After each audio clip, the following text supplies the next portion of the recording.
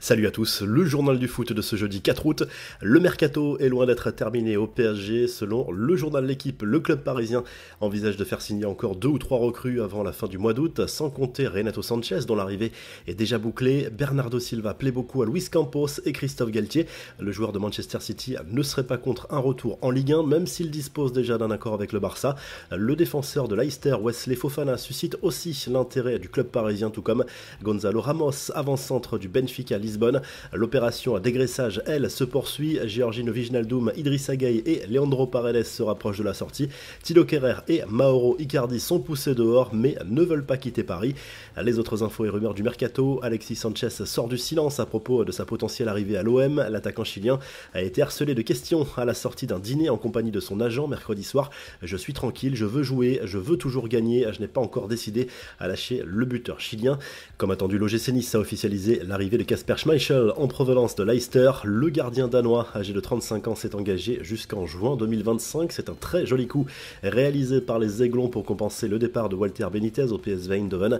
Nice qui a bouclé par ailleurs l'arrivée du jeune défenseur italien Massia Vitti qui arrive en provenance d'Empoli contre 15 millions d'euros. Le coup de gueule d'Erik ten Hag, le départ avant la fin du match de Cristiano Ronaldo contre le Rayo Vallecano n'a pas du tout plu à son entraîneur qui ne s'est pas privé de le faire savoir à l'occasion d'un entretien accordé à une télévision néerlandaise. Un comportement jugé comme inacceptable par le coach de Manchester United. Le Portugais veut toujours partir. Pierre-Emerick Aubameyang, lui, discute avec Chelsea. Le buteur du Barça sera forcément barré par Lewandowski cette saison et se pose des questions sur son avenir. Aucune offre n'a pour l'heure été formulée pour le moment par les Blues qui étudient en parallèle d'autres pistes, et notamment celle menant à Sesko, l'attaquant de Salzbourg. Les Blues qui ont lancé l'offensive pour le défenseur français Wesley Fofana, 21 ans selon l'équipe.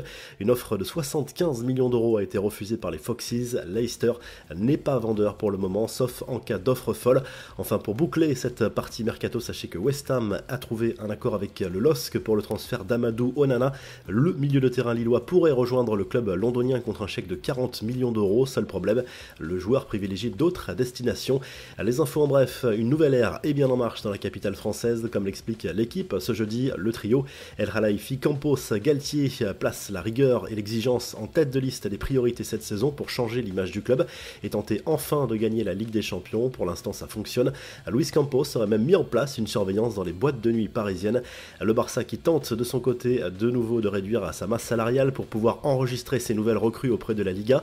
Les dirigeants catalans ont rencontré Gérard Piqué mercredi soir dans un restaurant de Barcelone afin de discuter avec lui d'une réduction de salaire. Et d'après Sport, le défenseur central n'est pas le seul à être concerné par cette demande puisque Sergio Busquets et son agent ont été sollicités également. À la revue de presse, le journal L'Équipe consacre sa une et un gros dossier au mercato des clubs de Ligue 1 à la veille de la reprise du championnat. Lyon recevra Ajaccio en ouverture ce vendredi. Chaque club est allé à son rythme et certains sont plus avancés que d'autres dans ce mercato.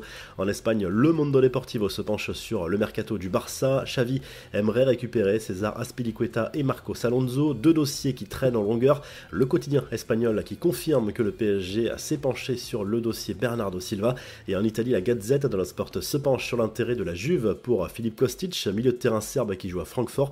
Leandro Paredes, lui, serait tout proche de la vieille dame. Le quotidien revient également sur la polémique suscitée par les propos du président du Napoli sur les joueurs africains et la réponse de Koulibaly, son ancien joueur aujourd'hui à Chelsea. Si le journal du foot vous a plu, n'hésitez pas à liker, à vous abonner pour nous retrouver très vite pour un nouveau journal du foot.